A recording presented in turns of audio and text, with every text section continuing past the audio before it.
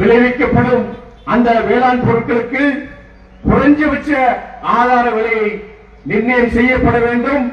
அவ்வாறு நிர்ணயம் செய்யப்பட்ட விலையை 100 விழுக்காடு அமலுக்கு கொண்டு வருவதற்காக சட்டங்களை ஒன்றிய அரசு இயற்ற வேண்டும் என்பதுதான்.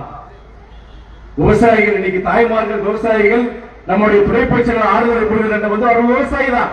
விவசாயி மாதிரி பேச சொன்னாரு.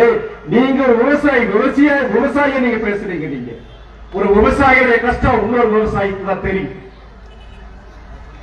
விவசாய இடுபொருட்கள் விதையா இருக்கட்டும், உரமா இருக்கட்டும், பூச்சிக்கொல்லி மருந்தா இருக்கட்டும், இந்த 10-15 வருஷத்துல 2 மடங்கு 3 மடங்கு 4 மடங்கு கூடிடுச்சு.